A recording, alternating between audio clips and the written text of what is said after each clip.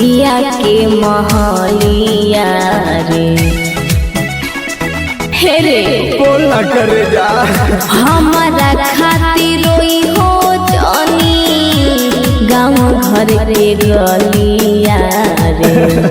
पिया के हम सोना का पिया के बाबला तकला अकारी हो गेला पिया के हम सोना पिया के मोबाइला से कौला अकारी हो गेला। अरे नहीं रे अरे नहीं रे म्यूजिक बाय मणिकांत सुगम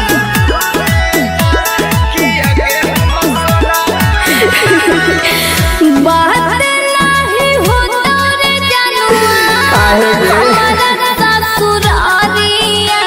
से अच्छा। सुन ले तू केहू जदीता ओहो भरा दे तू गरिया से सोना बोल ना करे जा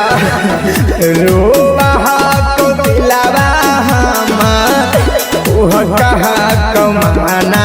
अरे चुरा का सोच के तोड़ा ना तू हमर यारा माना का हम बतइयो तोरा की होले हलतिया मोरा कि आगे हमर सोनावा बोला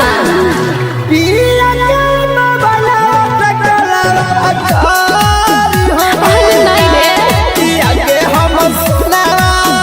का पिया के मोबाइला से कौलावा अकारी हो जा। अरे बड़ी डर लगा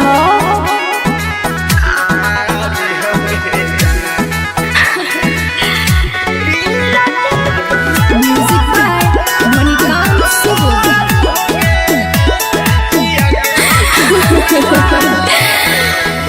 रोज के देखल का मुहम्मद अच्छा। याद पड़िया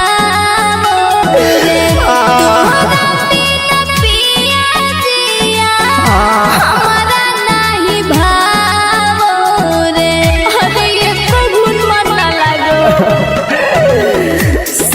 सम के मोबाइलावा काहे ना ले ए ना गोदारे जावा अरे लइयो रे हालियो पटैले के सोना तोरा काम में जावा रानी मस राहुलैया रवा रहबो ना ससुर के घर कि आगे हमर सोनावा हाँ जान पिया के बाबला तकला अकारी हो गेला कि आगे हमर सोनावा पिया के मोबाइला से कौलावा अकारी अच्छा ठीक हो सूत जी तो तब करबो भोलेनाथ रिकॉर्डिंग स्टूडियो बानावर बिशुनगंज।